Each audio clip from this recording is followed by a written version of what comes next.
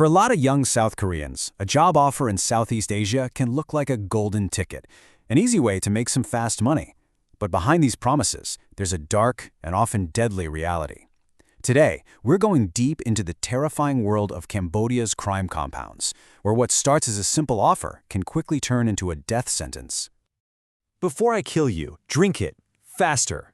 Just imagine hearing those words. They were screamed by a Chinese operative at a terrified 20-year-old South Korean man. And no, this is not a line from a movie. This is what's really happening inside a criminal enterprise that is trapping and destroying lives as we speak. So you have to be asking, how does this even happen? How does a simple job offer spiral into a situation of life and death? Let's break it down. We're going to look at how these criminal syndicates actually work, the absolutely horrific conditions their victims face, and the urgent warnings now being blasted out to stop anyone else from falling into the same trap. To really get a handle on this crisis, we need to start with the story of one victim. He was a young man we'll just call Mr. Park, and his case, tragically, shows us the exact path from hope to absolute horror. For Mr. Park, it all started with what seemed like a really simple, lucrative offer from a broker right there in South Korea. All he had to do was travel to Cambodia, sell a bank account, and make some quick, easy cash. But the second he landed, that promise just evaporated. He was taken and immediately imprisoned. To make sure he'd comply, he was forcibly drugged with methamphetamine. And just 1 month later, he was found dead. Mr. Park's story is absolutely heartbreaking. But the chilling part is, it is not unique. A growing number of young South Koreans are being caught in the exact same net, lured by the very same false promises of easy money waiting for them in Southeast Asia. So let's get into the mechanics of this. How exactly does this trap work? Well, these criminal organizations have gotten scarily good at luring and imprisoning their victims, and it all begins with a simple, calculated deception. The bait is almost always some version of quick, easy money. Sell your bank account, get rich fast. But the reality couldn't be more different. Victims show up thinking they're there for a simple transaction, and instead they are thrown into a world of unbelievable violence and forced labor inside these secured facilities. And this is where it all happens. They're called crime compounds. You need to picture these as isolated, heavily guarded prisons, often deep in remote jungle areas. Once you're inside, you are completely cut off from the outside world and forced to work in illegal operations, usually voice phishing scams. Escape is pretty much impossible. Now, once they're inside these compounds, the syndicates use these systematic and brutal methods to completely break their captives. It's all about ensuring total control and compliance.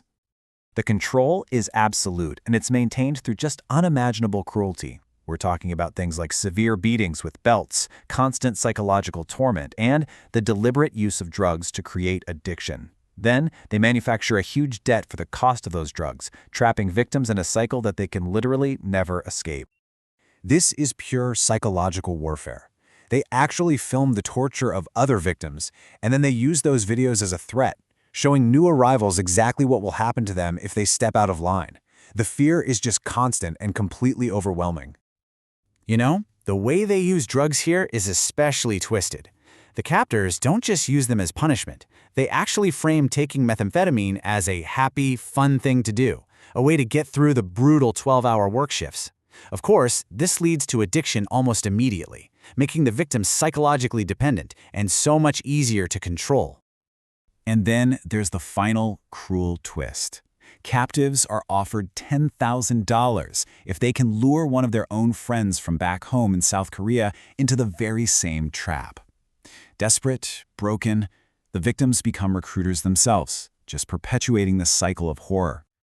And make no mistake, this is not some small-scale operation. This crisis is growing. And what's worse is that these criminal networks are constantly adapting their tactics, becoming even more effective and even harder to fight.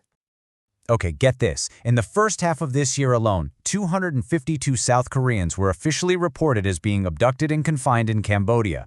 But here's the kicker. Authorities believe the real number of young people trapped in these compounds is much, much higher. And while law enforcement has had a few wins, they've shut down 3 known compounds after the media blew the lid on them, the problem is just growing faster than the solution. In the same area where Mr. Park died, 5 new, large-scale compounds have already been identified. The syndicates aren't just surviving, they're expanding. You see, the criminals have actually shifted their strategy. It's evolved from just crude torture to a much more sophisticated model of control. By engineering drug addiction and creating inescapable debt, they create the state of so-called voluntary participation. And that makes it even harder for victims to leave, and for authorities to even intervene.